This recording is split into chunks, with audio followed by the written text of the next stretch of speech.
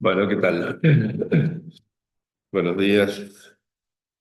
Les doy la bienvenida a esta decimosegunda reunión del Laboratorio Discursexuación.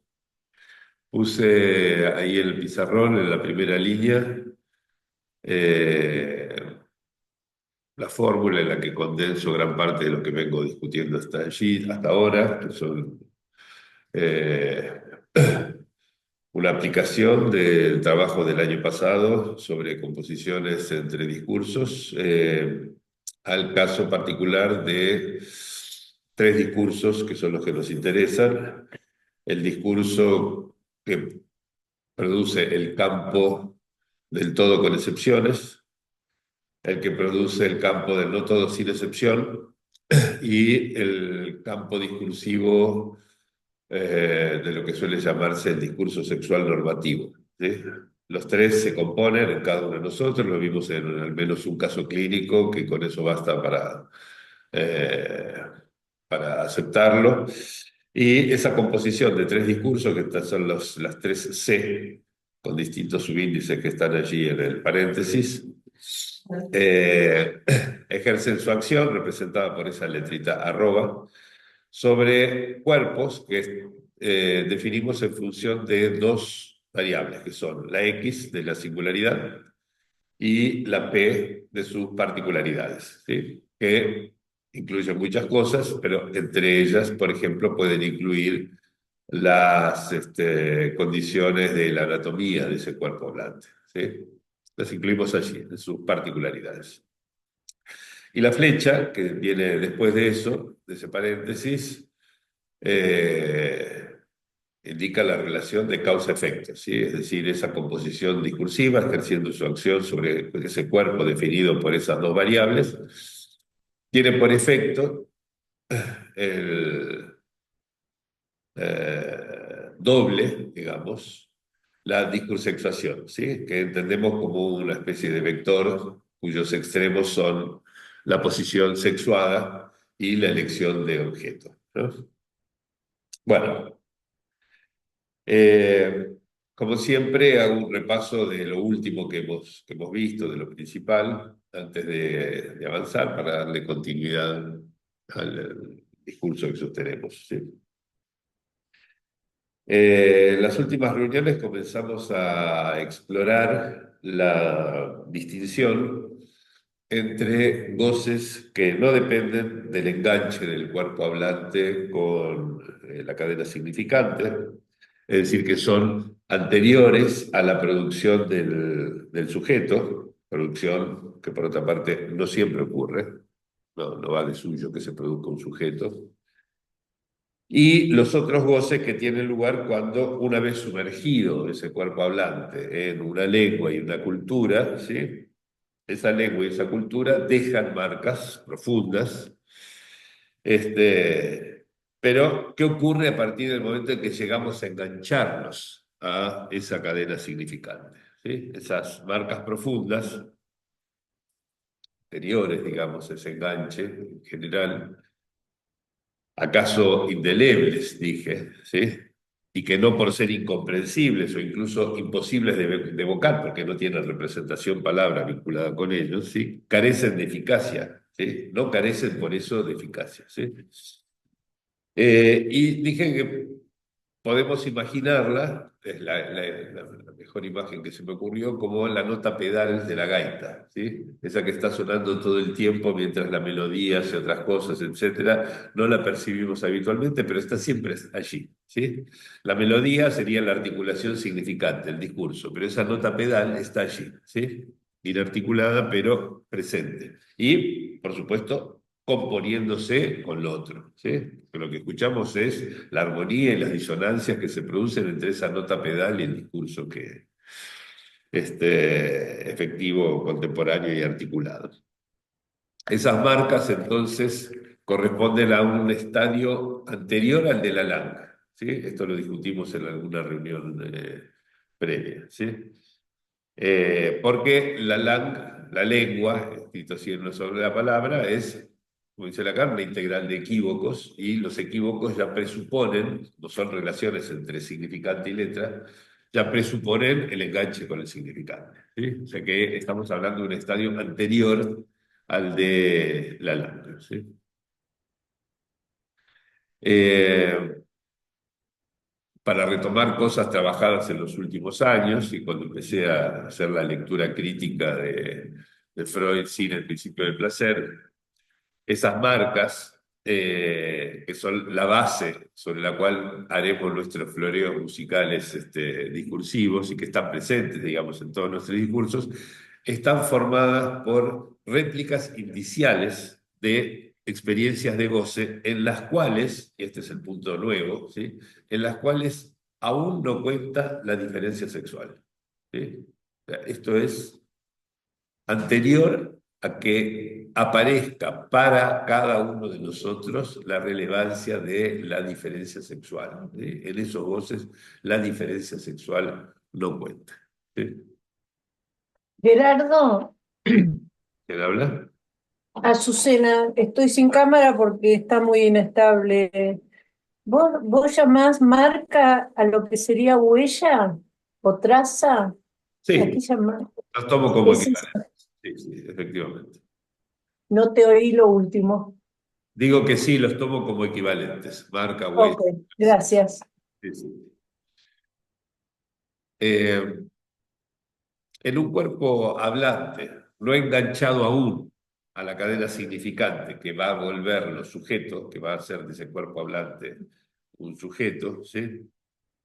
Las experiencias de goce entonces dejan marcas que son independientes de la diferencia sexual, ¿sí? Y el problema, lo que subrayé en la última o penúltima reunión, es que el problema de la sexuación transcurre en un plano diferente al de estos goces prediscursivos, ¿sí? Porque depende del enganche con el discurso del otro, ¿sí? Por eso estoy insistiendo en este neologismo de discursexuación, ¿sí? Y cuando se produce el milagro de ese enganche, ¿sí? Es realmente un milagro, ¿sí? Caemos en la cuenta de que el mundo de goces en el cual habíamos vivido, en el cual estábamos inmersos, ¿sí? Hasta ese momento, y en el cual la diferencia sexual no contaba, ¿sí?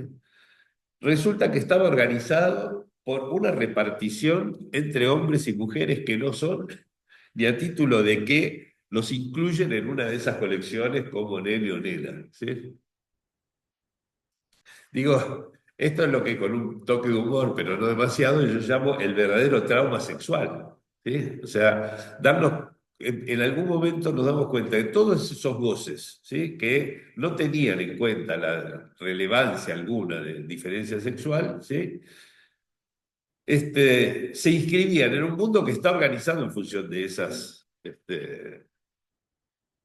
diferencias. Y a partir de allí, los movimientos que eso implica, de acercamientos y rechazos con los diversos partener familiares, compañeros de juego, etcétera, que se modifican dramáticamente a partir del momento en que la diferencia sexual empieza a tener alguna relevancia posterior entonces al enganche del sujeto con la cadena significante. Bien.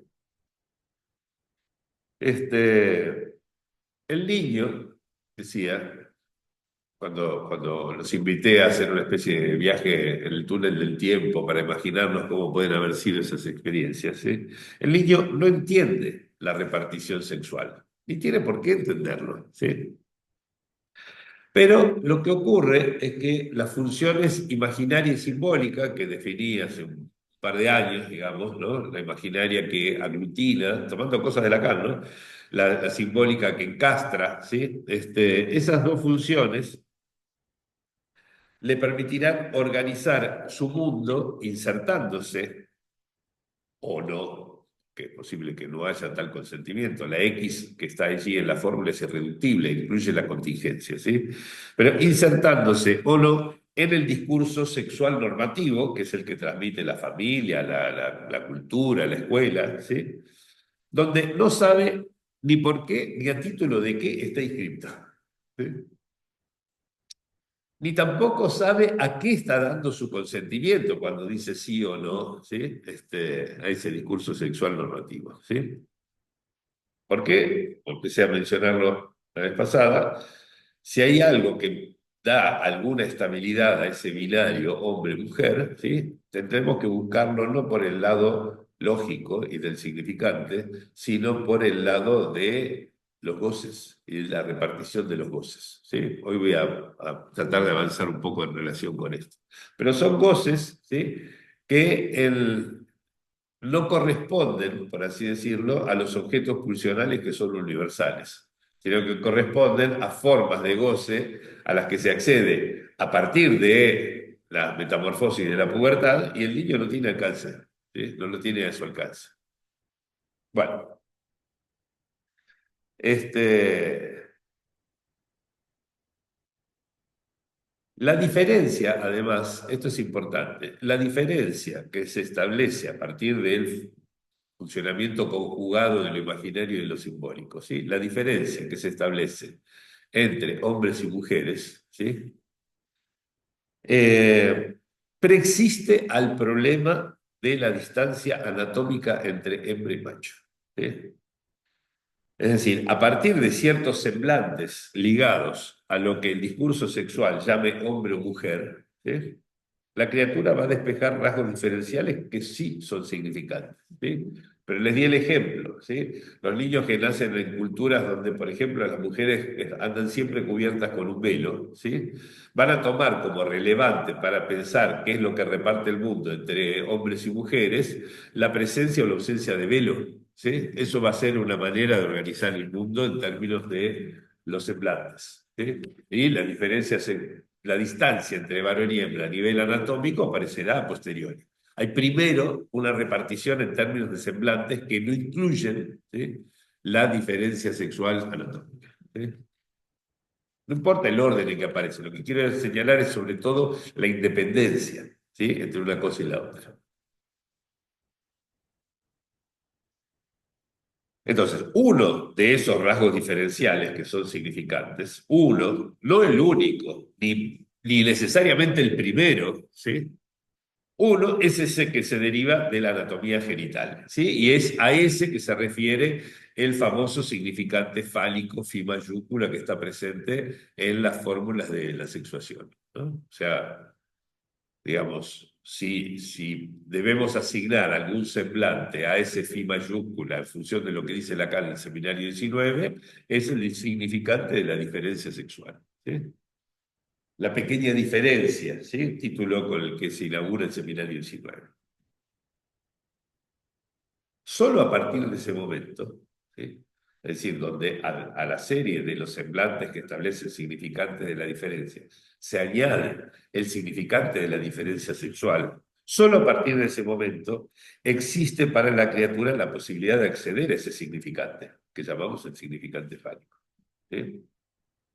Y resalté como un problema colateral que se abre a partir de aquí y con el cual no me voy a meter ahora porque me llevaría en otra dirección muy distinta, que aún no sabemos cómo incide en la inscripción del sujeto en el discurso, ¿sí? En ese discurso sexual normativo, la existencia de una constelación familiar donde se inscriba o no el significante del nombre del padre, ¿sí? Porque sabemos que hay una relación, ¿sí? No necesaria, pero digamos estructural, ¿sí? entre el significante del nombre del padre, su inscripción o no, y el acceso del sujeto al significante fálico como instrumento para organizar su goce, ¿sí? Bueno, esto nos llevaría en una dirección con la cual ahora no me voy a meter. Trabajé estas cosas en otro momento, pero no bajo esta perspectiva, ¿sí? Bueno, eh, estuve recomendando algunas lecturas para ver si a ustedes se les ocurren cosas que puedan aportar. Mencioné el libro de Guy Legoffé, el no todo se llama El no todo de Lacan, que está bueno, pero digamos no me aportó cosas nuevas, digamos, ¿sí? Tengo que leerlo después con más detenimiento, pero digamos, me parece que explica bien lo que hizo Lacan, el no todo, ¿sí? Me gusta un poco más en este sentido, bastante más, digamos, por lo novedoso que introduce el libro que también les mencioné la vez pasada de Solana González Basso, que se llama Esa ella que no existe. ¿sí? Eh, y también mencioné, capaz que en algún momento lo traje, porque estuve mirando una cosa sobre el realismo y nominalismo que tal vez les comenté la vez pasada. Acá está el libro ese de Solana, muy bueno, realmente. Eh, y me detuve más en una lectura crítica de un viejo artículo de Joan Kopjek, ¿sí? Que se llama El sexo y la eutanasia de la razón, ¿sí? Que da el título al libro en el cual está incluido, ¿sí? Largo ensayo, ¿sí? Eh, donde me detuve en algunas de las cosas que dice, por ejemplo, cuando menciona la estabilidad del binario masculino-femenino, ¿sí? Y me pregunté a qué se deberá esa estabilidad, ¿sí? O sea, me gustó la expresión de la estabilidad que tiene eso, ¿no? Porque la estabilidad es una noción que desde el año pasado, que empecé a trabajar la cuestión de los discursos de la perspectiva dinámica, no solo lógica, ¿sí? La estabilidad es una noción que nosotros podemos articular a la noción de discurso, ¿sí? Hay discursos que son estables y discursos que son inestables, ¿sí? Y existe la posibilidad de que un discurso pierda su estabilidad y decaiga en otra forma discursiva, ¿sí? Por ejemplo, el discurso más estable de todos es el discurso del amo, pero hay otros discursos que basta con que alguna cosa los perturbe un poco para que se transformen en nuevos discursos del amo o alguna de sus variantes, universitario, capitalista, ¿no? Bueno, trabajé esto con mucho detalle a lo largo de todo el año pasado, ¿sí? Entonces, ¿de dónde puede provenir la estabilidad de ese binario hombre-mujer? Esa fue la pregunta que planteé la vez pasada, sobre todo teniendo en cuenta que la lógica fálica no permite establecer la distinción hombre-mujer, ¿sí? ¿Se acuerdan, no? Que a lo sumo ese significante crea una superficie unilátera donde hombres y mujeres quedan a los lados de una superficie que no divide el mundo en dos. Por lo tanto, están en el mismo espacio, por así decirlo. ¿Sí? No permite hacer un repartitorio, ¿sí? Hombre-mujer. Tiene que venir de otro lado, no del significante de la diferencia, ¿sí? Entonces, en eso me gustaría avanzar, ¿sí? Porque es un problema serio, digamos, ¿sí? El de esta estabilidad hombre-mujer, ¿sí?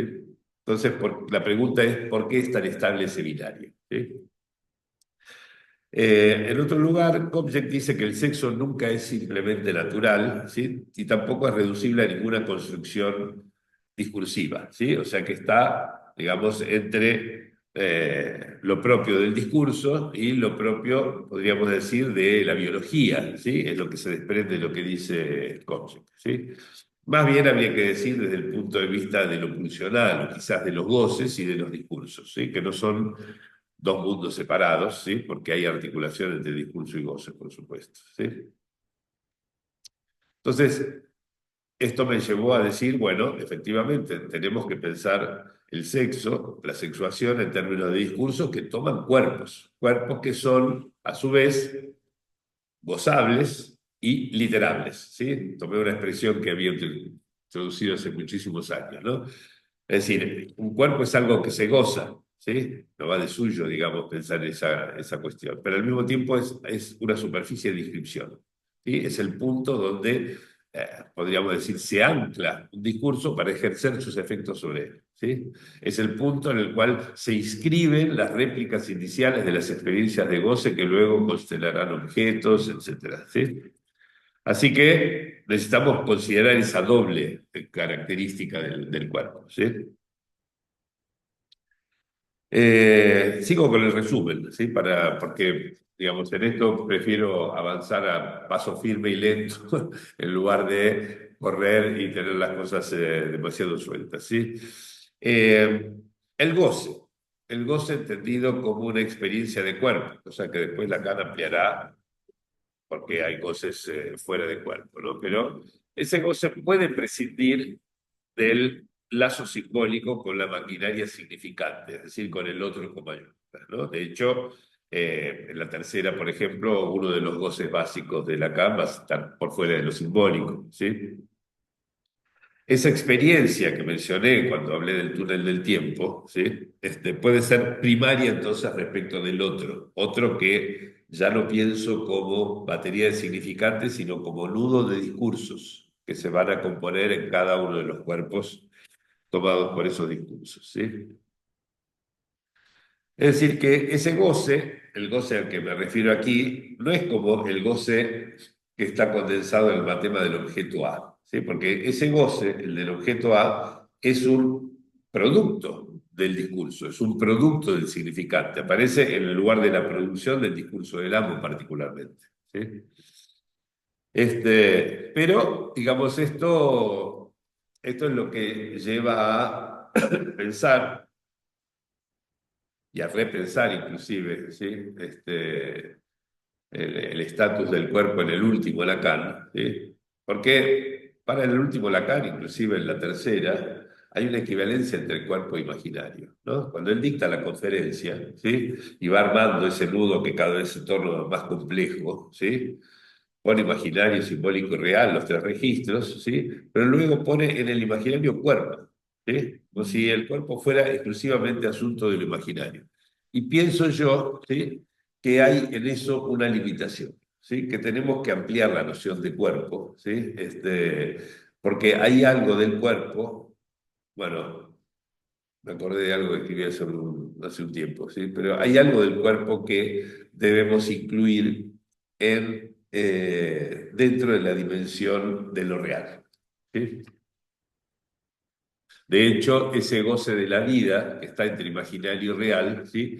Es un goce que se da en el cuerpo, ¿sí? Y no hay por qué distinguir en el cuerpo entre el cuerpo imaginario y el cuerpo real, ¿sí? Es un cuerpo que es imaginario y real, ¿sí? Y real, no irreal, ¿no? Bueno, entonces, el síntoma, ¿sí? Para ir acercándonos a la cuestión de la relación sexual, ¿no? El síntoma, como acontecimiento de cuerpo, es contingente y singular, ¿sí? De ahí va a nacer la noción de Santón como última localización de lo singular, ¿sí? Eh, y el cuerpo que cede de ese acontecimiento que llamamos sintomático, ¿sí? Debe ser también capaz de recibir como letra, ¿sí? La marca escrita salvajemente por el síntoma, ¿no? Recuerdan que cuando Lacan plantea la existencia del síntoma respecto al inconsciente, dice que el síntoma no cesa de escribir esa letra tomada del uno del inconsciente, ¿no? No cesa de escribirse como letra, ¿sí? Ese uno. Y en el seminario 23, un poquito más adelante, Lacan dice que para que el equívoco, que es esa única arma que tenemos contra el síntoma, ¿sí? Consuene y resuene, ¿sí? Que tenga alguna eficacia, que haga olas, como dice Lacan, debe ser la interpretación, ¿sí? El cuerpo debe ser sensible a eso, ¿sí? Debe haber una sensibilidad del cuerpo al equívoco. Esto es muy importante, ¿sí? La relación entre el equívoco y ciertas experiencias de goce que resuenan en el cuerpo, ¿sí? Esto es lo que propuse como avance la vez pasada, ¿sí? Para retomar una dimensión del significante no contemplada en Saussure y que es justamente la que nos interesa. Entonces, esto para mí fue lo que comenzó a arrojar alguna luz nueva, digamos, a este problema de la estabilidad del binario hombre-mujer la vez pasada, ¿sí? Eh, Les dije que yo noté esto, digamos, que era relevante este punto, cuando noté mi desacuerdo con algo que decía Kopjek en el momento en que afirma que en el discurso no hay términos positivos, sino solamente relaciones de diferencia. Y yo dije, no, eso es el Saussure, ¿sí? Ella dice, por ejemplo, que un término adquiere significado únicamente por su diferencia con todos los demás. Y no, eso es el Saussure, ¿sí? Es el principio diacrítico del significante, ¿sí? Pero para Saussure había solamente esas dos dimensiones del significante, la diacrónica, que se despliega en el tiempo, y la sincrónica, que es diacrítica, ¿sí? O sea, de pura diferencia, ¿sí? Pero esto no resuelve el problema del equívoco, ¿sí? Es decir, el hecho de que lo que escuchamos se pueda leer de más de una manera y recién como consecuencia de esa lectura pueda adquirir significaciones diversas, ¿sí? Esto significa entonces, resumo, ¿sí?, que hay una tercera dimensión del significante que no es diacrónica, es sincrónica, pero no diacrítica, sino equívoca, ¿sí? Por eso lo hice como si fueran tres ejes coordenadas, de coordenadas la vez pasada, tres dimensiones, ¿sí? Que en esta dimensión es donde concluyen, esperen que voy a, alguien se olvidó de silenciar su micrófono, ahí está. Decía, en esa dimensión equívoca, en esa tercera dimensión del significante, es donde se incluyen todas las lecturas posibles de un flujo fónico en un momento dado, ¿sí? Y esa dimensión es clave para nosotros porque esa es la dimensión de la letra, precisamente, ¿sí? Donde tendrá lugar la escritura del síntoma, ¿sí? Donde tendrá lugar la interpretación, que por el equívoco es la única arma que tenemos sobre el síntoma. O sea que no es ni en la dimensión sincrónica diacrítica ni en la diacrónica, o sea, las dos dimensiones ausiliares no debemos ver lo esencial de la interpretación y del síntoma, sino en esa tercera dimensión del equívoco, ¿sí? Pero a partir de esta crítica de Kobjek, me parece que empezamos a iluminar algo de esa enigmática estabilidad del binario hombre-mujer, ¿sí? Yo les recordé, a partir de allí, que Lacan, en la Atolondradicho, dice que una lengua es la integral de los equívocos que de su historia persisten en ella, ¿no? Integral como una suma de términos innumerables, ¿sí?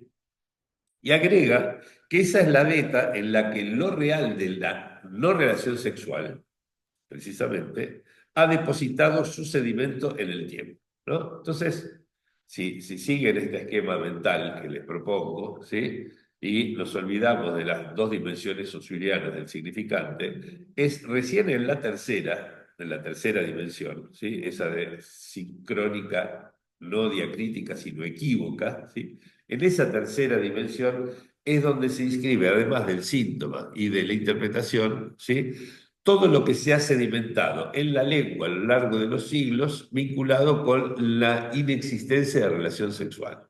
Es decir, todo lo que se ha inventado como arreglos para suplir esa inexistencia. Se ponen en esa dimensión, ¿sí? No en la dimensión diacrítica del discurso, no en la dimensión sincrónica, perdón, diacrónica del discurso, ni en la diacrítica sincrónica, sino precisamente en la dimensión del equívoco, ¿sí?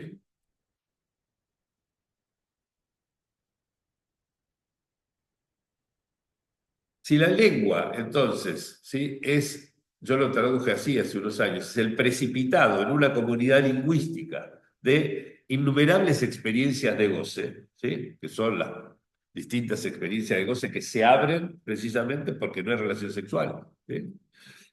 Entonces, es porque esas experiencias dejan allí esas huellas en la forma de equívocos, ¿sí? Y por eso es que la interpretación por el equívoco puede tener alguna incidencia en el síntoma, que es lo que viene a suplir esa inexistencia de relación sexual. ¿Ven cómo se organiza, digamos, el problema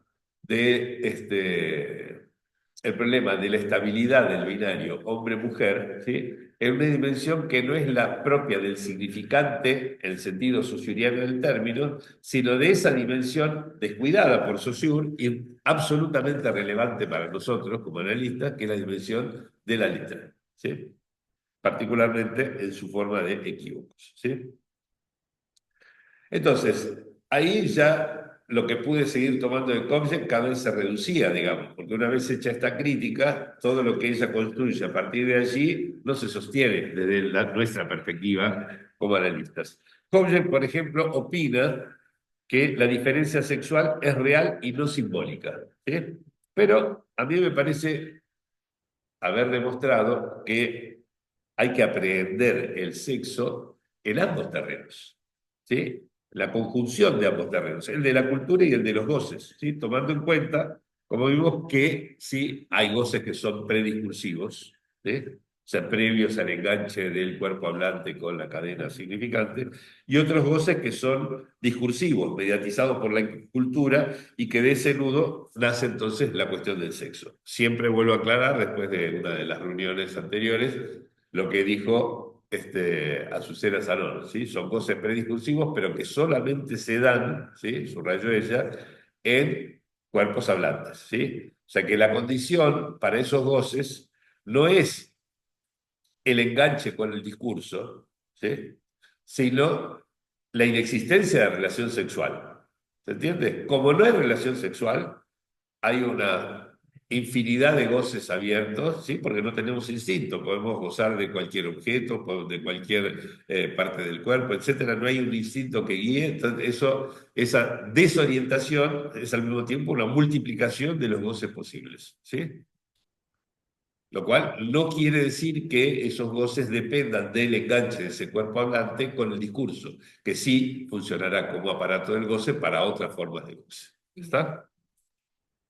Gerardo, ¿Sí? Marcela. perdón, porque es la primera vez que estoy acá y quizás algunas cosas no las entiendo bien. Sí. Esos goces de los que vos estás hablando, prediscursivos, ¿te entendí bien? ¿Son previos incluso al atravesamiento del viviente por la lengua? ¿Qué sería el atravesamiento del viviente por la lengua? Bueno, a que la lengua toque el cuerpo. Claro, sí, sí, sí. Sí, Son sí, anteriores. efectivamente, sí, claro, sí, sí. Sí, porque, Ah, digamos, lo que planteo para hablar de lo prediscursivo, ¿sí? Es el hecho de que no es inicial, o sea, la clínica de los primeros meses de vida, ¿sí? La clínica, por ejemplo, de ciertas formas primarias del autismo, nos muestran que no es automático el enganche de un cuerpo hablante con una cadena significante. ¿Está? No va de suyo que haya discurso por el mundo y que el cuerpo ya esté enganchado allí. ¿Sí? Esto es algo que tenemos que mirar con mucha atención. ¿Sí? Eh, quizás me cuesta entender la unión entre discurso y la lengua, porque yo pensaba la lengua como ese uno sueltos sin ningún significado, digamos, que el niño no entiende, pero que lo van tocando, ¿no? Pero vos planteás goces que estarían previos a eso. exacto, sí, efectivamente. Sí, sí, sí. Ok. Sí, sí, porque, digamos, incluso te menciono cosas que hemos trabajado ya desde hace como un año, pero que le dimos más bolilla, particularmente en este año, por el problema de la posición sexuada, que es que no podemos pensar la eficacia directa de los significantes en relación al cuerpo si no es mediada por el discurso. Y el discurso para que haya discurso es necesario que haya un consentimiento, como plantea Miller muy bien en Causa y Consentimiento, ¿sí? Un consentimiento a inscribirse en ese discurso, ¿sí? Que el sujeto es un efecto de ese consentimiento, ¿sí? Y por lo tanto, si hay consentimiento a ese discurso, se producirán entonces los recortes de ciertos significantes amos que tendrán incidencia, etcétera, ¿sí? Particularmente los efectos identificatorios, que son un producto, ¿sí? Y no una causa, ¿sí? De ese traumatismo, ¿sí? O sea, no hay identificación si no hay previamente un discurso que sostiene determinados significantes ambos con peso de goce particular. Bueno, en fin, podemos retomarlo en más extensión si querés en otro momento, ¿sí? Pero a grandes rasgos, digamos, esta es la línea de pensamiento a la que nos llevó a remontarnos un poco en el túnel del tiempo para ver cómo es que ocurren estas cosas. Si querés, hay un colega de México, ¿qué tal? Que sube a internet las reuniones grabadas. eh, Así que poniendo discursexuación en YouTube se encuentran, podés ver las reuniones anteriores así. Buenísimo. Supongo que esto, tal vez las tres últimas reuniones, ¿sí? No las primeras, ¿sí? Serían las reuniones 9, 10 y 11. Bueno, no recuerdo por dónde andaba. Ah, sí. Eh, Termino el repaso, digamos. La vez pasada hice una improvisación. Ahora prácticamente todo lo que siga va a ser estar en el terreno de la improvisación, realmente, porque es todo nuevo. Para mí, por lo menos, es todo nuevo, o casi nuevo. Y necesitaría muchísimo más tiempo que 2 semanas entre una reunión y la otra para avanzar dos o tres pasos. Así que va a ser, van a acompañar mis improvisaciones y espero que la acompañen activamente, que hagan sus aportes. Pero la vez pasada improvisé un modo de articular lo que Lacan dice acerca de la lengua como integral de equívocos, eh, o sea, como precipitado de experiencia de goce, yo le agregué, y como sitio de sedimentación de lo real, de que no hay relación sexual, ¿sí? Articular esas dos cosas con la dimensión equívoca del significante, ¿no? Este es el punto, la novedad, digamos, de esa improvisación de la vez pasada, ¿sí? Y propuse, aquí di algún paso, propuse dar cuenta de la estabilidad de ese binario hombre-mujer, que es el enigma, ¿sí? ¿Por qué es así? ¿No? Inclusive le recordé, por ejemplo, acá en el seminario 26, todavía sigue preguntándose por qué es que hay ese par hombre-mujer, diciendo que no se lo ha explicado, no se lo ha explicado bien. ¿Sí? Este, entonces propuse dar cuenta de esa estabilidad del binario hombre-mujer, no como una oposición significante, acá uso los términos con mucha precisión, ¿sí? No como una par de oposición significante, sino pensando que lo que se depositó en la lengua como hombre o como mujer, ¿sí? Y como distinción hombre-mujer, todo eso debió de tener su origen en experiencias de goce. ¿Sí? Este es el punto en el que avanzo. ¿Sí? O sea que es una manera, ¿sí?, de organizar esa infinidad de experiencias de goce, ¿sí?, a partir de una combinatoria, ¿sí?, que se apoya, digamos, en este término hombre-mujer y una diferencia, una distinción hombre-mujer. ¿Sí? Digamos que esos términos organizaron, en alguna medida, esas experiencias de goce. ¿Sí? Dije, por ejemplo, la presencia o la falta de senos o de pene, ¿sí?, debió adquirir cierto valor diferencial como indicación de semblantes, o sea, cosas que están a la vista, ¿sí?, forman parte de la apariencia, ¿sí?, indicación de semblantes enlazados con ciertas experiencias de goce. ¿Sí? Y esto, evidentemente, tuvo que introducir cierto principio organizador de el campo de esas experiencias. ¿Sí? Por eso, insisto, la carencia de un instinto sexual, ¿sí?, la ausencia de relación entre los sexos, de la relación sexual que se puede escribir, como dice Lacan, ¿sí?, equivale a una desorientación absoluta, ¿sí?, en comparación con lo que ocurre con otras especies animales, ¿sí?, cuya contrapartida es esa multiplicación innumerable de experiencias de goce. ¿Sí?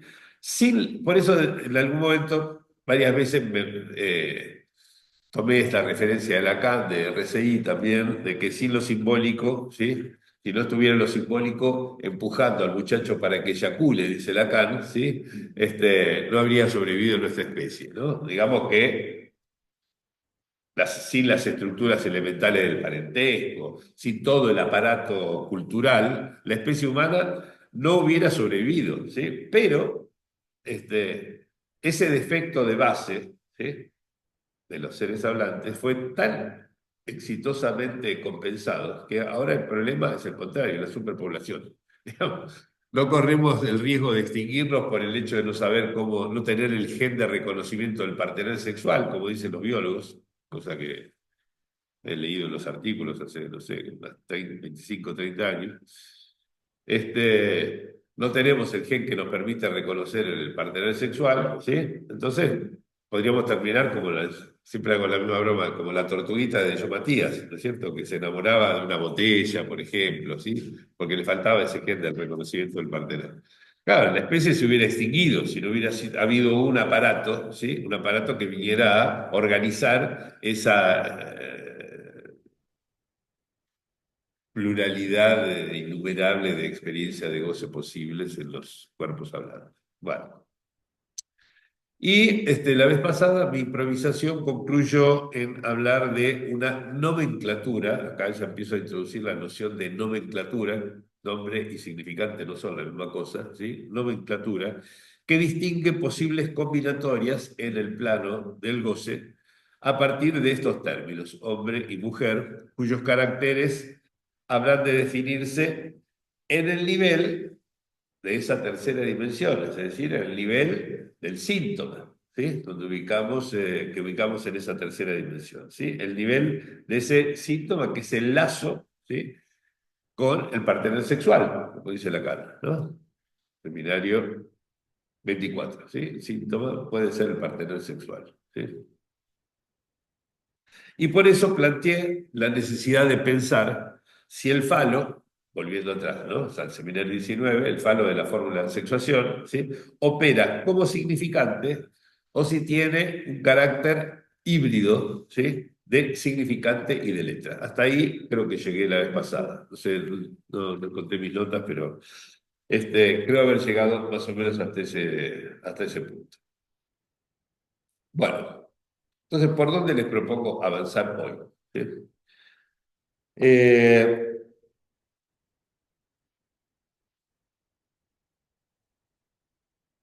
Primero, un dato, insisto, digamos, eh, un dato que surgió en la discusión después de que presenté mi improvisación la vez pasada, hubo un largo intercambio así de preguntas y comentarios y críticas así con los participantes, incluso por Zoom. Y volvió a surgir como primer plano este asunto de cómo ha bajado el nivel de contraste hoy en día, digamos, entre los semblantes que orientan y por lo tanto también cómo aumentó proporcionalmente, podríamos decir, ¿sí? La angustia de los que se ven obligados a tener que definir una posición sexuada, por ejemplo, ¿no? Cosa que nos transmitía muy bien Flavia Valicenti en alguna reunión anterior, como lo observable en los adolescentes, ¿no? Ella trabaja, entre otros lugares, en el Colegio Carlos Pellegrini, ¿no? Donde tiene acceso, digamos, a estas cuestiones en vivo y en directo, digamos, mientras se van produciendo. Este, y creo que lo transmitió muy bien, ¿sí? Eh, pero al mismo tiempo, es otro de los aspectos de la clínica contemporánea que me parece que vuelve cada vez más difícil creer que quien no tiene una clara posición sexuada, es decir, que no está bien orientado por el falo en esas reparticiones clásicas, etcétera, sea porque no dispone del significante del nombre del padre. Realmente me parece que ahí hay algo que deberíamos someter a crítica, ¿no? ¿Sí? Poner bajo la luz, ¿no? Digamos, piensen en lo opuesto, digamos, donde Lacan cuando habla del transexual, que dice poquita cosa al respecto, pero directamente lo manda del lado de la psicosis, se ha tratado de hacer mucho para disimular un poco el impulso de Lacan para pensarlo como psicótico. Hoy sabemos que no, no todo transexual corresponde a una estructura clínica prefijada, sea neurótica, psicótica, la que sea. No es así, no hay una correlación entre una cosa y la otra, y particularmente creo yo que textos como el de Miquel Misé, que tantas veces comenté, que quiero invitar a que venga a conversar aquí con nosotros y todavía no lo consigo, aunque estamos en comunicación. pero me parece que muestra mucho en qué medida esto es algo que corresponde a la incidencia de ciertos discursos como el de la medicina y otros, mucho más que a las configuraciones de la estructura con o sin nombre del padre del sujeto. ¿Sí? Realmente. Bueno, en fin, creo que es un problema que no debemos agotar así tan sencillamente y debemos revisar sin prejuicios. Eh, una cosa más que tiene que ver con cosas anteriores, en realidad, es que eh, hace 2 años, cuando terminé de revisar las consecuencias de repensar toda la doctrina de Freud y de Lacan sin el principio del placer, este, una de las cosas que a mí más me sorprendió es que eso nos inclinaba a invertir una relación planteada por Lacan en RCI, una clase que yo he comentado 20.000 veces sin pensar nunca antes en este asunto, que es la de la existencia del síntoma respecto del inconsciente, invertir esa relación para pensar más bien el inconsciente como algo que eventualmente existe al síntoma. ¿Sí? Es decir que lo que dice Lacan, ¿no? Es que el inconsciente está allí, ¿sí? Y que eventualmente se toma un significante del inconsciente, el síntoma lo escribe salvajemente y se repite esa escritura salvaje, ¿sí? O sea, el inconsciente sería condición del síntoma, ¿sí? Sin embargo, las presentaciones clínicas contemporáneas más bien nos muestran que hay montones de síntomas que no presuponen ningún inconsciente y no hay nada que nos haga presuponer que el sujeto que está habitado por ese síntoma tenga algún inconsciente, a menos que hagamos una petición de principios y digamos siempre tiene que haberlo antes, ¿sí? Pero eso clínicamente no conviene, porque son prejuicios en definitiva las peticiones. Eso. Entonces, más bien creo que nosotros podemos verificar que cierta maniobra de la transferencia basada en alguna inyección de sentido, por ejemplo, usando un equívoco del discurso del sujeto, puede amarrar un inconsciente a ese síntoma que no existe ningún inconsciente. Y a partir de allí, clínicamente poder manipularlo porque aparece la suposición de saber y todo lo que se deriva de que haya discurso del inconsciente.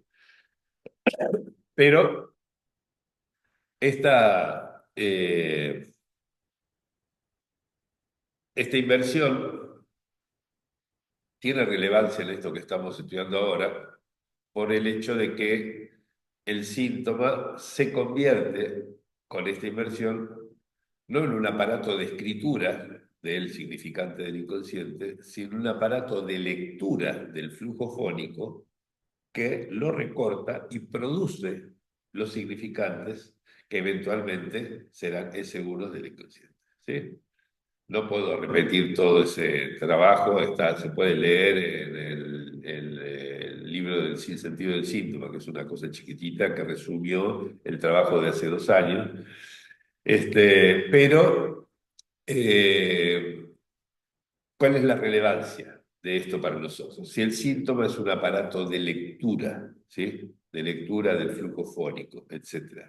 Y esa lectura se produce por medio de esa une que Lacan introduce en el seminario 24, precisamente para ir más lejos del inconsciente, como lo dice en la primera clase, ¿sí? Esa lectura será realizada teniendo en cuenta que es anterior al inconsciente, por lo tanto, anterior al discurso primero, el discurso del amo, ese que hace que un significante represente al sujeto para otro significante, ¿sí? Ese aparato de lectura puede incluir, ¿sí? Porque va a leer siempre en función de sus experiencias de goce, ¿sí? No todas esas experiencias de goce tienen por qué estar atadas al significante, ¿sí? Porque el significante es un producto de la lectura, ¿sí? Y por lo tanto, si no lo antecede, el aparato de lectura, ¿sí? Va a incluir réplicas indiciales como marcas de goce, ¿sí? Que no estaban articuladas al significante y que sin embargo operarán en la lectura del flujo fónico y la producción de los diversos equívocos, etc. Sé que es difícil acompañar este cambio de perspectiva, me es difícil a mí mismo, ¿sí? que vengo pensando hace años con Lacan, las cosas al revés, ¿sí? Pero creo que por lo menos, no digo que las cosas sean como yo las afirmo, ¿sí? Creo que tiene sentido repensarlas desde esta perspectiva, ¿sí? Y es lo que estoy llevando a cabo, sí, en acto, digamos. Muchas entonces de las réplicas indiciales, es decir, esas marcas de experiencias de goce, ¿sí? Que luego permitirán, por un lado, constelar los objetos, por otro lado, serán los agentes de la repetición, ¿sí? Son anteriores entonces al enganche del cuerpo hablante con el discurso del otro, ¿sí? Y con esa cadena significante que hará de él un sujeto del significante, ¿sí? A pesar de eso, entonces, pueden formar parte de ese síntoma que será el que leerá los flujos fónicos y que recortará la cadena significante que va a ser de ello un sujeto, ¿sí? Por eso resumo, ¿sí? Hay que tener en cuenta la posibilidad de que en el síntoma participen experiencias de goce que no tengan relación con lo simbólico, aunque luego pasen a ser parte del aparato de lectura, ¿sí? Punto. Bueno, hasta ahí todo lo que el repaso de la vez pasada y de la discusión que siguió al último encuentro, ¿sí? Entonces ahora para avanzar, eh, les recuerdo, yo terminé recomendando. Gerardo, Sí, ¿quién habla? eh, tengo alguna pregunta. ¿La Azucena, hago sí. ahora o al final? No, sí, ahora, es una conversación. Ok. Eh, Vos dirías, eh, realmente no, no sé si es un delirio, pero esa asociación libre por lo menos, ¿el síntoma produce entonces el inconsciente freudiano? Sí, sí. El Eh, síntoma pasa a ser condición del inconsciente y no al revés, que es el planteo de Lacan en la RCI. y con tu planteo, Sí, me pregunto si estas marcas, esta experiencia de goce, el síntoma, ahí se entiende el anudamiento que produce el síntoma entre lo imposible de nombrar, digamos, ya que estamos hablando de marca de experiencia de goce, y aquello que se puede nombrar con el significante. Ahí sí. habría una posibilidad de anudamiento. Excelente, sí, estoy de acuerdo. Sí, no lo había pensado y creo que sí, efectivamente. Ahora, la clase anterior, el taller anterior, cuando hablabas del equívoco, de los depósitos de equívoco de la lengua, etcétera, etcétera, se me vino una idea que ahora se repitió, así que tengo que decirla. Entonces, las formaciones del inconsciente freudiano son restos de esos equívocos. Es como, ¿no? Porque el chiste, los sueños, los lapsus son equívocos. De manera que ahí, bueno, eso pensé. Es como encontrarle otra vuelta a esto del inconsciente que Lacan llama freudiano y nosotros también lo llamamos freudiano. No es el nuestro, pero es freudiano. Sí, sí, yo estoy de acuerdo, sí. Digamos, no sé si diría que todas las formaciones del inconsciente son equívocos. Lo que sí creo es que todas las formaciones del inconsciente, para ser llamadas formaciones del inconsciente, deben incluir al menos un equívoco, porque es el punto en el cual se produce ese anudamiento entre al menos dos discursos, ¿no? Por eso decía, es el lugar donde se produce esa bifurcación, trifurcación en el otro, ¿sí? Entre cadenas discursivas. Yo lo ilustré al final de ese anteaño pasado, y está en el librito ese del Sin sentido del síntoma, lo ilustré con el olvido del nombre propio Signorelli, que figura en Psicopatología de la vida cotidiana. Mostré ahí cómo se produce en un cuerpo, el de Freud en este caso, la composición entre dos discursos, y cómo de la interacción entre esos dos discursos, ¿sí? Que se componen en el cuerpo de Freud, surge la producción del síntoma transitorio, que es el que recorta las primeras sílabas de todos los nombres de lugar, ¿sí? Que aparecen en ese lugar, y las funciones imaginario y simbólico componen a partir de allí los nombres sustitutivos, ¿sí? Botticelli, Voltrafio, ¿no? En lugar de Signorelli, ¿no? Sin necesidad de suponer represión, retorno de lo reprimido, conflicto, etcétera, ¿no? Es decir, una lectura, podríamos decir, sin necesidad de esa inyección de sentido sobre el inconsciente que Freud tenía que poner, porque no había manera sino de explicarse el síntoma sin principio de placer, ¿no? Con el principio de placer. Gerardo, Oye, sí, Gerardo, sí. vos estás hablando del inconsciente, porque está esa diferencia entre el inconsciente transferencial, que sería el inconsciente freudiano, y el inconsciente real. Vos cuando hasta hace un rato estabas hablando, ¿a cuál de los dos inconscientes te referís? Lo que pasa es que esto que yo ¿O planteo, ambos? esto que yo planteo es algo que atañe a la relación entre ambos, digamos, o sea, incluye a ambos, ¿sí? El inconsciente real, si querés, es el de Les Laps, ¿no? Digamos, ese punto en el cual se produce la imbevue, ¿sí? Digamos, esa pifiada, ¿no? Y después está toda la elucubración que se puede hacer de saber a partir de esa pifiada, etcétera, ¿sí? Esa elucubración de saber es, por un lado, articulación significante, ¿sí? Y por otro lado, eventual construcción de sentido. Freud llenó de sentido todo eso, ¿sí? Nosotros podemos olvidarnos del sentido y ver que lo crucial es ver cuál es el discurso S1, S2 y cuál es dentro de ese discurso S1, S2, cuál es el S1, ¿sí? Que introdujo la pifia correspondiente a esa formación del inconsciente. ¿Está? Pero en este sentido, lo que digo involucra a los dos, ¿sí? Digamos, no necesito hablar de una distinción entre inconsciente real e inconsciente transferencial, porque son como dos momentos lógicos del mismo inconsciente, ¿sí? ¿Ok? No sé si fue claro, digamos, en la respuesta. ¿Dos momentos lógicos, Gerardo, o uno hace marco al otro? ¿Uno qué? No escucho lo último. Es como marco del otro, porque el inconsciente transferencial, ay, bueno, tengo que armar la pregunta. Disculpen.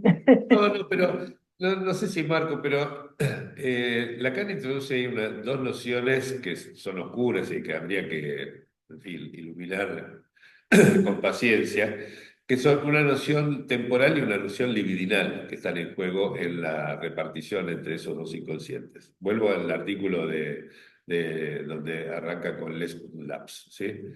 Dice, en el momento en que se produce el lapsus, ¿sí? Ahí está el inconsciente, ¿sí? Pero basta que se le preste atención, segundo momento, segundo tiempo lógico, ahí está la temporalidad, ¿sí?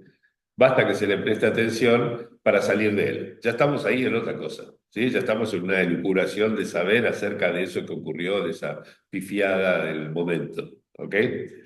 Entonces, y eso, prestar atención, es un movimiento libidinal, ¿sí? Por eso digo, hay una distinción temporal, por lo menos de tiempos lógicos, si quieren, y una distinción libidinal entre esos dos inconscientes, ¿no? No sé si pudiste reformular tu pregunta, Susana. No, pero me la pude contestar.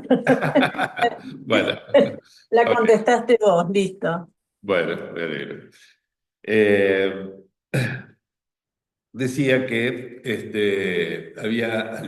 aludí, digamos, al final de la reunión pasada al seminario 9 y particularmente las primeras reuniones, clases del seminario 9, este, eh, por el hecho de que allí Lacan plantea de la manera más directa, ¿sí?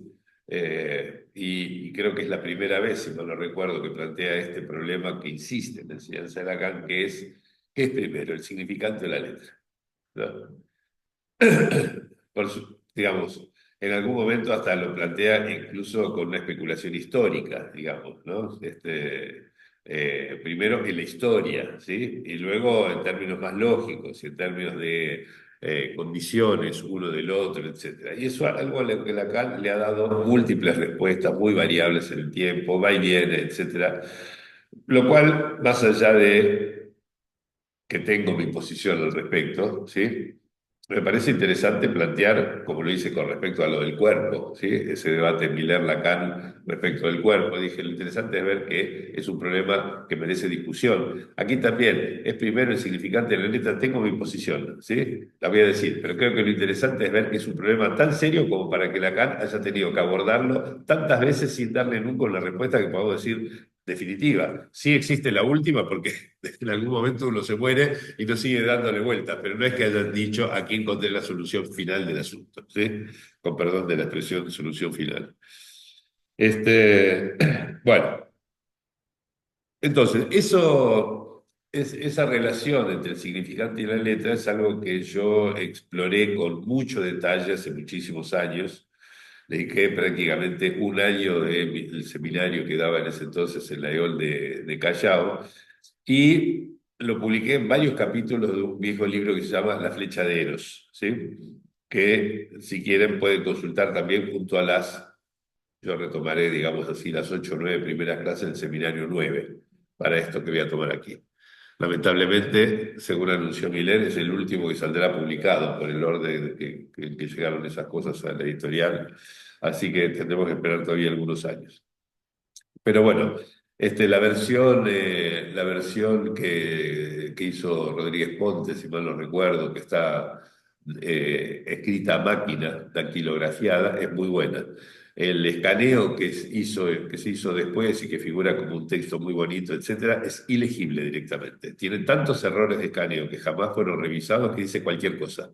Así que si consiguen alguna vez la versión dactilografiada de la traducción de Rodríguez Ponte para la Escuela Freudiana de Buenos Aires, creo que era, pueden confiar en ella. Si no, las versiones que hay en francés, digamos, pero en castellano, esa. La que tiene tapita amarilla, muy prolijita, etcétera, es un desastre, completamente ilegible, lleno de errores de transcripción, o sea, no sirve, la verdad. No sé para qué le hicieron, si no iban a corregir nada. Bueno, entonces, y si no, pueden por lo menos leer esos capítulos que son del 12 al 17 de La Flecha de Eros, que las resumo, lo que dice Lacan, digamos, en relación con esto, y de lo cual yo voy a tomar algunas cositas nada más ahora para avanzar, ¿sí? Mínimamente, porque la verdad que hay algo que detesto es repetirme, ¿sí? La vez pasada yo bromeaba, y creo que Marco Mondoñedo también bromeaba con lo de citarse a sí mismo. Lo de lo de citarme a mí mismo es porque detesto volver a decir cosas que ya dije. Entonces digo, bueno, esto ya lo puse allá, y esto lo escribí allá, etcétera, ¿no? No me gusta volver a insistir con algo, me gusta pasar a otra cosa. Bueno, en fin. Y no me aburro. Creo que Lacan era el que había dado la definición del aburrimiento como el deseo de pasar a otra cosa, ¿no? En algún lugar. O signo del deseo de pasar a otra cosa. Bueno, entonces acá voy a resumir nada más lo esencial de lo que nos puede ser útil, pienso que nos puede ser útil de esas 70 páginas de la fecha de ellos, ¿sí? O 9 clases de seminario 9. Bueno. En esas 5 capítulos, ¿sí? De mi libro comienzo señalando el, el gran interés que manifiesta Lacan por el Foucault del nacimiento de la clínica y de las palabras y las cosas, ¿no? Es importantísimo para esto que estamos trabajando nosotros tener presente los desarrollos de Foucault, ¿sí? Porque en definitiva las palabras y las cosas son una guía, ¿sí? Para entender, por ejemplo, por qué la estabilidad del binario hombre-mujer en el mundo, ¿sí? De esas palabras, hombre-mujer, ¿sí? ¿Qué relación tienen con esas cosas que son cuerpos hablantes? La limitación, digamos, es que cuando se trata de cuerpos hablantes, tal vez la definición de cosa que se queda un poquito corta. Pero, en fin, hay un interés muy vivo de Lacan por el nacimiento de la clínica. Creo que, si mal no recuerdo, lo cita un par de veces en los escritos, por ejemplo. En el seminario 13, creo que no hay ninguna clase donde no mencionen las palabras y las cosas, que acaba de salir de Foucault. Foucault iba al seminario de Lacan así como asistente, digamos, ¿sí? O sea que, digo, ahí hay una proximidad que el propio Lacan, creo, sugiere y que yo subrayo bastante, digamos, allí. ¿Por qué? La arqueología Foucaultiana, esa arqueología, que él lo llama así, digamos, una arqueología, la arqueología Foucaultiana muestra que hay algo que no es ni significante ni significado, aunque sea inherente a la relación entre significante y significado. ¿Sí? Esto es algo que pueden leer en Foucault, ¿sí? Algo que tiene el carácter de un resto. ¿Sí? En el libro de La flecha de Eros doy las referencias de Foucault, por si quieren ir a buscarlas. ¿Sí? Y Lacan venía justamente de identificar ese resto con Das Ding en el seminario 7. ¿Sí? Ese resto que no era ni significante ni significado, que tenía relación con ambos, pero que no era ninguna de las dos cosas. ¿Sí? Antes de ese giro, el que hace Lacan en el seminario 7, ¿sí? Que es un verdadero giro, porque es la primera vez que lo real tiene el carácter de un registro independiente. ¿Sí? Antes era, como lo planteaba, ¿no? Era como el producto lógico de lo simbólico y lo imaginario. ¿Sí? No era un carácter, digamos, un registro verdaderamente independiente. ¿Sí? Dependía de la articulación entre simbólico e imaginario, ¿no? Por ejemplo, cuando introduce el Padre real, como, digamos, tiene que estar encarnado en el mismo lugar el Padre simbólico y el Padre imaginario, si no, no hay Padre real, por ejemplo, ¿no? No quiere decir que no haya genitor, ¿no? Bueno, esa paradoja se entiende solamente en Lacan si uno piensa que lo real es la intersección, por así decirlo, el producto lógico entre simbólico e imaginario. Pero en el seminario 7, por motivos que creo entender y que en varias ocasiones, está obligado, digamos, a introducir una independencia del registro de lo real respecto de lo simbólico y lo imaginario. Y allí es donde aparece Das Ding, ¿sí? Como algo que no es ni significante ni significado. ¿Sí? Digamos que antes de ese giro, Lacan no reconocía para el significante otra alteridad que la del significado, ¿sí? Y trató de introducir otra alteridad, por ejemplo, en la instancia de la letra, que es un poco anterior al seminario 7, y no le salió. O sea, terminó dando las leyes del significante, ¿sí? Cuando quería introducir la instancia de la letra del inconsciente. ¿Sí? Este, Bueno, y este seminario 9, el que les recomiendo repasar, ¿sí? Comienza subrayando la distancia que hay entre el significante y la letra. O sea, eso que no pudo separar en el escrito de la instancia de la letra, ¿sí? Vuelve otra vez allí y lo logra. El seminario 9 logra establecer una distinción clara, digamos, y nunca va a retroceder respecto de esa distinción entre el significante y la letra, ¿sí? Podemos hacer un cuadro que toma cosas del seminario 9, del seminario 18 y de otros lugares, de Literater también, ¿sí? Un cuadro para resumir algunos caracteres fundamentales del significante y la letra, dichos por Lacan, ¿sí? Lo puse así en un cuadrito que creo que se ve, ¿sí? Se ve ahí, a ver, significante, letra, ahí está. Este, Yo no significante. alcanzo a distinguir nada Bueno, ahí. igual lo leo, digamos, lo que dice abajo. ¿Sí? Debajo del significante dice, se escucha, se dice y es pura diferencia. ¿Sí? Lo voy a poner más así, a ver si se ve mejor. Significante, entonces, se escucha, se dice y es pura diferencia. Y del lado de la letra, ¿sí? Se lee, se escribe y es idéntica a sí misma. ¿Sí? O sea, en la letra puede haber diferencia, por supuesto, A es distinto de B, ¿sí? Pero además puedo escribir A es igual a, principio de identidad, por ejemplo, ¿sí? Mientras que el significante, por ser pura diferencia, incluye, entre otras cosas, la diferencia consigo mismo, ¿sí? Cosa que Lacan dice, por ejemplo, un significante no puede significarse a sí mismo, ¿sí? O lo ejemplifica, por ejemplo, diciendo la guerra es la guerra, no es una tautología, ¿no es cierto? Etcétera, ¿sí? Por su valor posicional, diacrítico y diacrónico, es que el significante no puede ser idéntico a sí mismo, ¿sí? Y la letra sí. Esto como para que quede bien claro que estamos hablando de cosas bien diferenciadas y diferenciables, ¿sí? Ahora, en esas clases del seminario 9, que les recomiendo y que comento en esos capítulos 12 al 17 del libro de las flechaderos, Lacan explora otras alteridades del significante, aparte de la del significado, ¿sí? Una de ellas, por supuesto, es la de la letra. Y ahí van a ver un esquemita que tampoco van a ver, ven una especie de rombo, ¿sí? Que tiene arriba una S mayúscula, ¿sí? Me voy a parar aquí.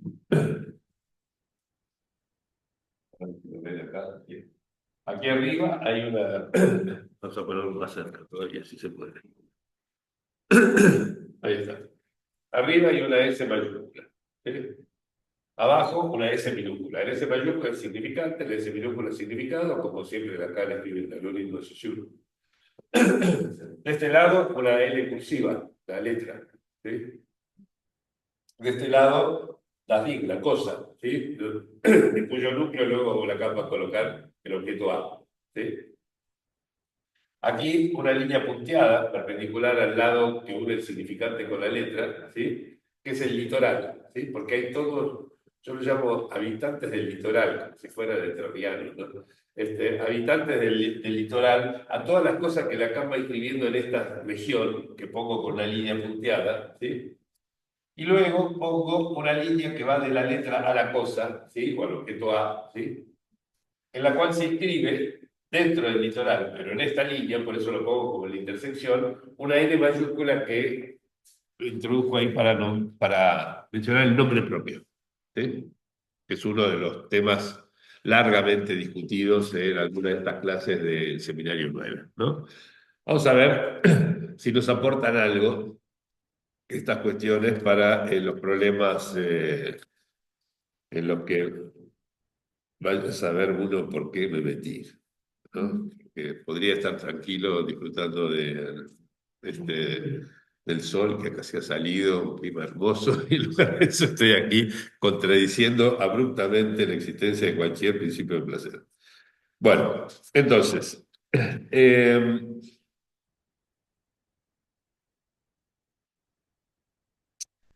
en este esquemita, ¿sí? A la izquierda, en esa L, ¿sí?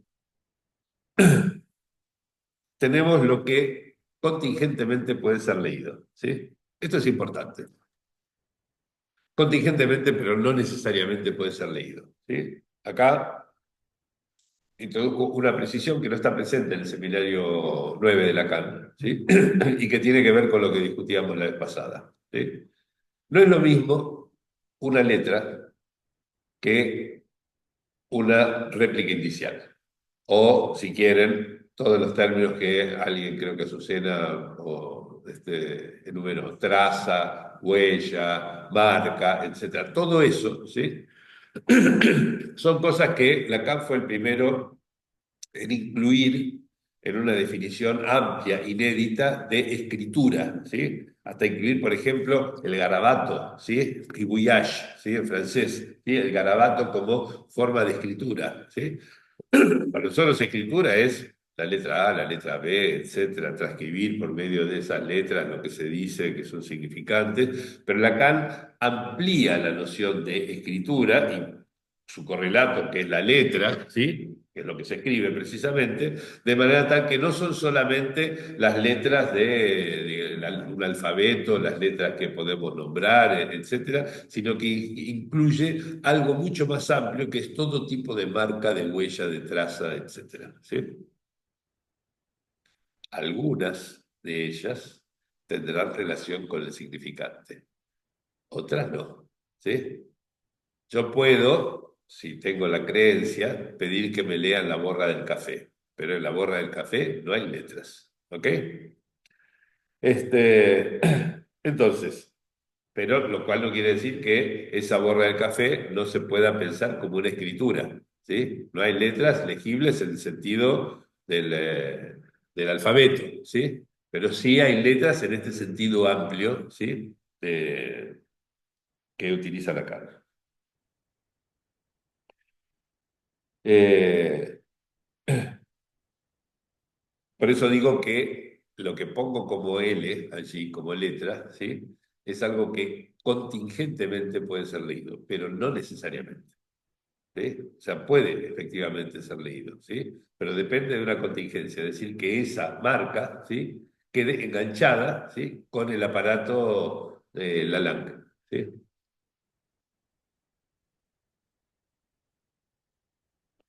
A la derecha, ¿sí? Donde puse cosa, objeto A, ¿sí? Digamos, las DIC, ¿sí? Tenemos lo imposible de decir, ¿sí? De un lado, lo que contingentemente se puede leer, ¿sí? Y del otro lado, lo imposible de decir. Porque se acuerdan la introducción que hace de Das Ding Freud en el proyecto, ¿sí? Das Ding es aquello acerca de lo cual se dice, ¿sí? Pero es lo que nunca se dice, ¿sí? Porque solo se dice acerca de Das Ding, ¿sí? Bueno, es un inefable lo místico, digamos. ¿Sí? Lógico. Bien. Entonces, ese primer tercio del seminario 9, ¿sí? Explora todo ese territorio, ¿sí? Ese territorio que mapeo más o menos con este pequeño esquemita, ¿sí? Particularmente ese litoral entre significante y letra, donde, ya les aviso, ¿sí? En esa línea punteada que está ahí en diagonal entre significante y letra, allí se sitúa, por ejemplo, el rasgulario, ¿sí? Allí sitúa Lacan la interpretación, ¿sí? Y por lo tanto ahí va a estar el lugar del equívoco, que es una relación entre significante y letra, ¿sí? Significante que se lee de más de una manera, el equívoco.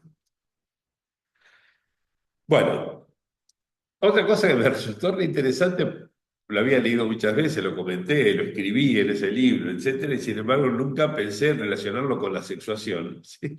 Es que Lacan dice allí que un principio de método que deberían seguir todos los psicoanalistas es desconfiar del género y de la clase. Claro, yo lo pensé en términos lógicos, pero eso incluye, ¿sí?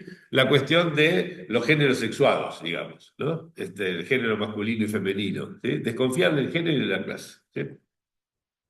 El mejor remedio, dice Lacan, allí sería definir rigurosamente los términos, como hacen, por ejemplo, la ciencia, las matemáticas, etcétera, ¿no? Para, digamos, no caer en esos idolafori, como los llamaba Bacon, que eran el obstáculo para que se produjera la ciencia moderna, ¿sí? Toda la parafernalia aristotélica y de los comentadores, ¿no?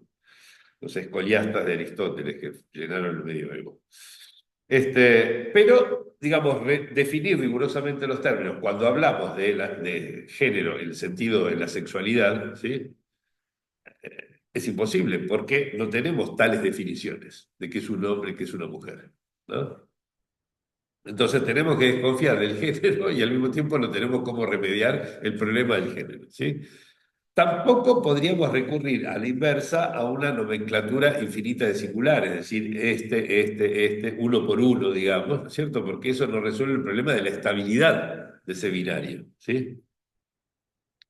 Es decir, no podríamos recurrir a una infinidad de nombres propios, ¿sí? Que estarían clarísimamente del lado de la lógica del no todo, sin excepción, ¿sí? Porque serían uno por uno, ¿no es cierto?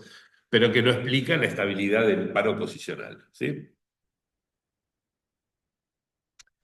Una cosita, como para ver, para ir aproximándonos a esta zona inexplorada, digamos, es que un nombre propio, ¿sí? Cuando yo digo este es Sócrates, ¿no es cierto? ¿Sí? Lo nombro como, ¿sí? Un nombre propio no es un significante en sentido estricto, ¿sí? Porque posee el estatus de letra, ¿sí? O sea, se mantiene idéntico a sí mismo, ¿sí? Si yo digo Sócrates es Sócrates, ¿sí?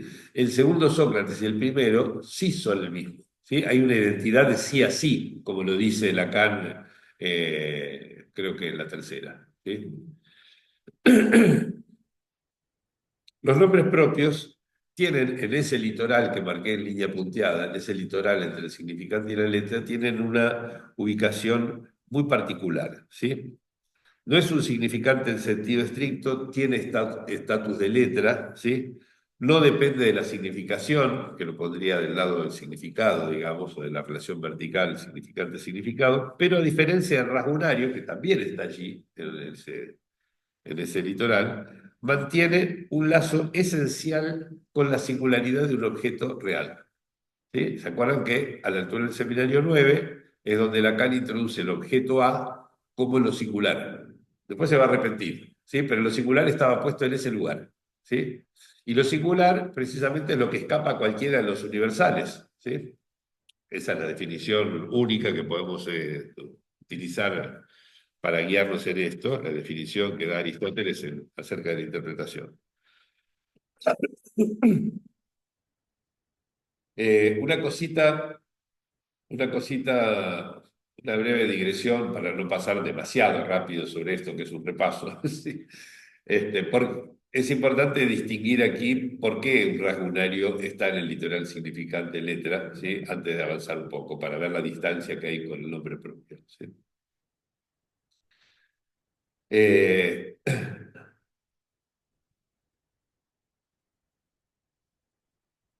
Lacan dice, por un lado, también en esa clase del seminario 9, ¿no? Que el rasgo unario es el soporte de cualquier significante, en la cadena significante, ¿sí? O sea, todo significante está sostenido por ese rasgo unario, ¿sí?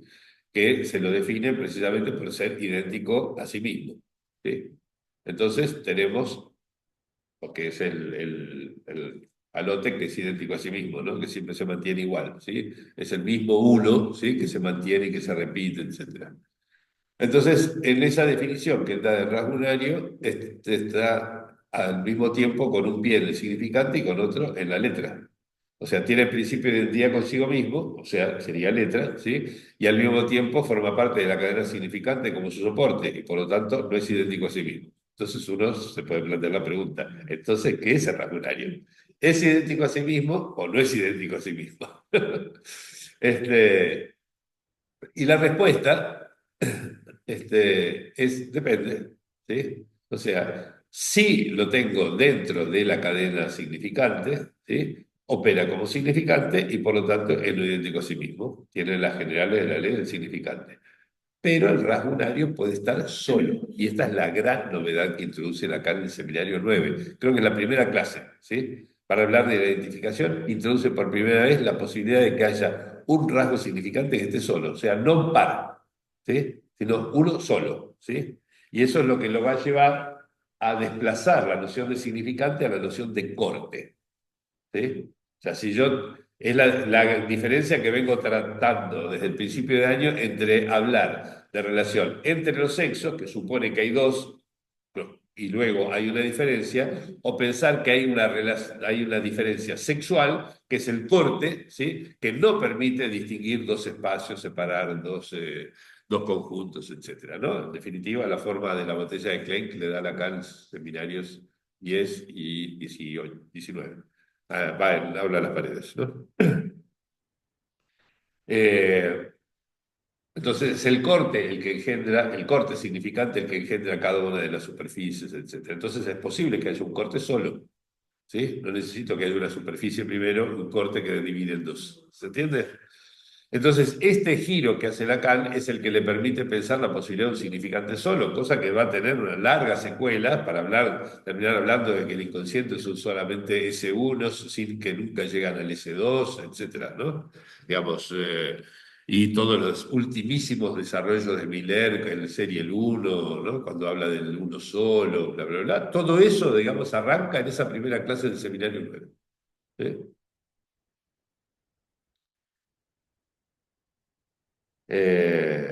De hecho, creo que fue la referencia fundamental de Lacan para dar ese curso del Serial 1, ¿no? El último que dio, el del 2011. Bueno, eh, entonces, es distinto esto, ese rasgo unario, ¿sí? Con ese carácter mixto, dual, si quieren, ¿sí? Distinto de el nombre propio, ¿sí? El nombre propio tiene esta relación con lo singular. El rasgo unario, cuando yo introduzco un rasgo unario, borro cualquier singularidad. Eso es lo que hace masa, justamente. A partir del rasgo unario, ¿sí?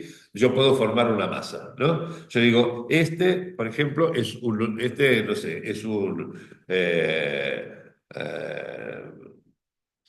¿qué masa puedo armar? No sé, es un fanático de los Beatles, tuvo Paul McCartney, ¿no es cierto? Entonces, este es fanático de los Beatles, este otro también, este otro también. Ese es el rasgo unario, ¿sí? Que define a cada uno de ellos y que hace que todos estén cantando a coro las canciones de los Beatles y que tengan una sensibilidad similar y que se vean emocionados hasta las lágrimas cuando tocan tal tema y no sé qué. Es una masa transitoria, Freud también las estudiaba allí, pero digamos, donde cada uno, para formar parte de esa masa, ¿sí? Tiene relación con un rasgunario, que es el rasgunario amante de los Beatles, etcétera, ¿sí? Que es personificado, por así decirlo, en Paul McCartney, y todos los demás que tienen esa relación de amor identificatorio con ese soporte al rasgunario, ¿no? Todos aman a Paul McCartney, etcétera. Bueno, como decía Freud, el soldado ama al general, como el cristiano ama a Cristo, y así siguiendo, ¿no? En las masas artificiales estables.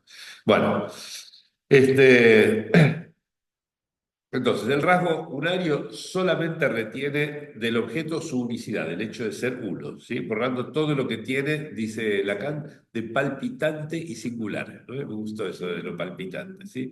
Mientras que el nombre propio no se vincula con el significante, sino con esa singularidad, ¿sí? O sea, cuando yo estoy viendo cómo Sócrates se toma la cicuta, ¿no es cierto? Yo sé que voy a perder a Sócrates, que es ese único ser vivo e irreemplazable, ¿sí? Que no hace masa con ninguna otra cosa. ¿Se entiende? O sea, tiene que ver con eso palpitante, vivo y único, ¿sí? Ese nombre propio. Bueno, entonces hasta acá más o menos lo que por el momento retomo del seminario 9 y de la flecha de Eros. ¿Por dónde continuar? Entonces, uy, ya se nos hizo retarde, no voy a tener mucho tiempo para conversar con ustedes, disculpen. Yo les propongo lo siguiente, ¿sí? Ya que no tengo tiempo de agregar mucho más. El puente, para indicarles la ruta, por lo menos donde pienso seguir yo, ustedes si quieren me acompañan, si no van por otro lado, es que los nombres particulares, no nombres propios, sino particulares, que definen las identidades sexuadas, por ejemplo, hombre-mujer, pero pueden ser más, ¿sí? Tienen un carácter, por así decirlo, intermedio, ¿sí? La mejor palabra que puedo encontrar, entre el rasgunario y el nombre propio, ¿sí? este, Debido al vínculo que tienen con esas réplicas indiciales que son vivencias de goce, experiencias de goce, ¿sí?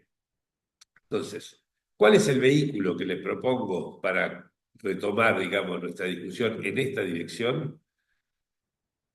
Las primeras dos clases del seminario 18, ¿sí? Y esto es lo que me propongo discutir la vez que viene, ¿sí?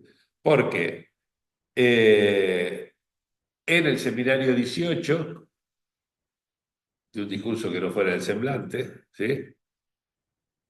Lacan va a dedicar una clase, la segunda, a hombre y mujer, ¿sí? Es el título de la segunda clase, el hombre y la mujer, si mal no recuerdo, como hombre y mujer, no sé cómo está titulado, y no en vano Lacan introduce eso en la primera clase, hablando de las funciones que tuvieron en la historia de la ciencia y de la humanidad las constelaciones, que es el nombre que yo le doy a lo que se arma a partir de las réplicas iniciales. ¿Sí? Todo lo que dice Lacan en esa primera clase y la segunda también, lo podemos releer a la luz de lo que venimos trabajando más allá con independencia del principio del placer, con los discursos que atrapan cuerpos, etcétera, y con lo que venimos trabajando ahora.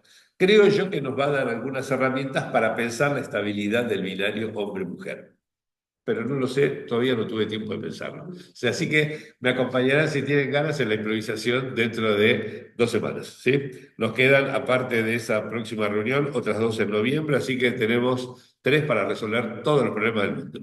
Gracias por haber estado y nos veremos en 2 semanas. Chao, chao. Gracias, Carlos. Chao.